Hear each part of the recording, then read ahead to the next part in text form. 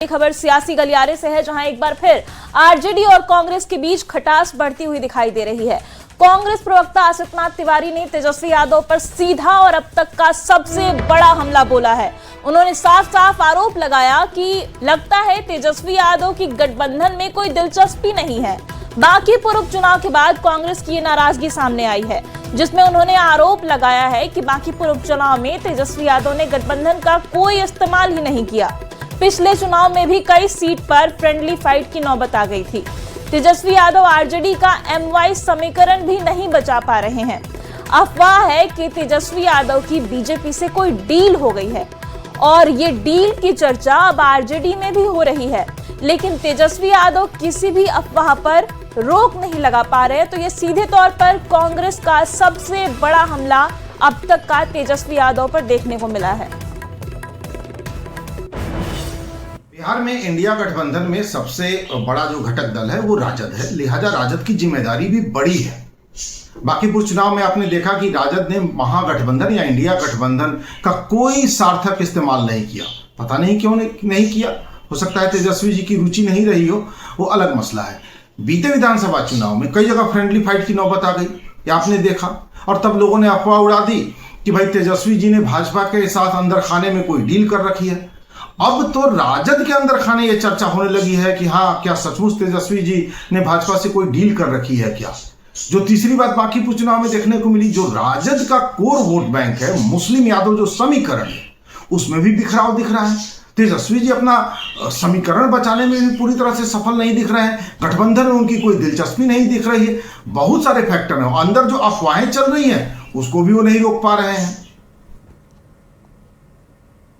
तेजस्वी यादव पर जिस अंदाज में कांग्रेस प्रवक्ता आसिफनाथ तिवारी ने हमला किया है, उसको लेकर बिहार का सियासी पारा चढ़ गया है। आरजेडी ने पूछा है कि कांग्रेस की तरफ से इस तरीके के बयान किसके इशारे पर आ रहे हैं, तो एनडीए नेताओं ने एक सुर में आरजेडी कांग्रेस के रिश्ते पर ही सवाल उठा दिए हैं।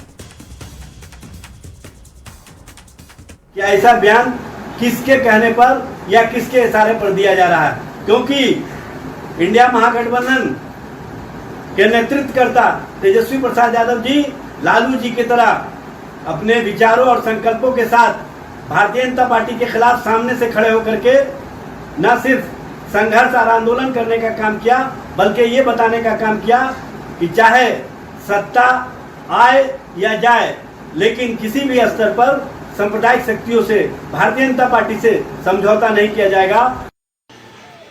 इंडी अलायंस नाम का कोई गठबंधन नहीं है। जब से हमारे नेता आदरणीय नीतीश कुमार जी उस गठबंधन को छोड़ा है, तब से ये बिखराव में बदल गया है। बांकीपुर विधानसभा चुनाव में ये साफ उदाहरण दिखता हुआ नजर आया कि तेजस्वी यादव गुम थे, बाद में प्रकट हुए, लेकिन इंडी अलायंस के एक भी नेता उनके पक्ष में कोई प्रचार करने नहीं गया।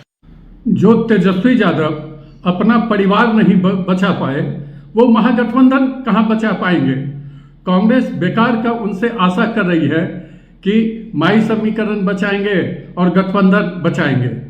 वो तो अपने परिवार को ही समेट करके नहीं रख पाए, तो महागठबंधन को कहाँ समेट करके रख पाएंगे। अंतरकलह की कलई खोल रहा है। जिस तरीके से बिहार विधानसभा 2025 में यह अंतरकलह दिखने को मिली, जहां 13 से 14 सीट पर इन्होंने आपस में ही लड़ाई करने का काम किया, और आज भी बांकीपुर चुनाव में कांग्रेस पार्टी के द्वारा दिए गए इस बयान से यह परिलक्षित होता है कि राष्ट्रीय जनता दल कहीं भी नहीं है। इधर बीजेपी नेता नीरज कुमार ने कांग्रेस पर जोरदार हमला किया है। नीरज कुमार ने कहा कि बांकीपुर उपचुनाव में जब करारी हार हो रही है, तब कांग्रेस को समझ में नहीं आया कि उसे कोई पूछ ही नहीं रहा। उन्होंने कांग्रेस से पूछा है कि बिहार में उसकी वजूद क्या है, वो तो ऐसे ही आरजेडी की पिछलग्गू पार्टी बनी हुई है।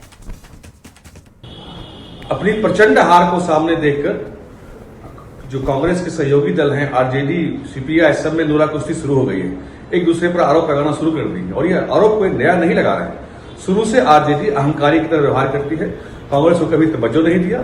क्या कांग्रेस पार्टी को आज दिखाई दे रहा है सामने, जब प्रचंड हार दिखाई दे रही है, भाजपा प्रत्याशी नीरज सिन्हा की प्रचंड जीत दिखाई दे रही है, तब उन्हें समझ में आ रहा है कि आरजेडी ने चुनाव में कोई सहयोग नहीं लिया, कोई राय मशवरा नहीं किया। अरे कब आपने पूछा? आप तो कांग्रेस की आरजेडी की पिछलग्गू बने घूम ही रहे हैं। आपकी बिहार में हैसियत क्या है कि आरजेडी आपको पूछेगी?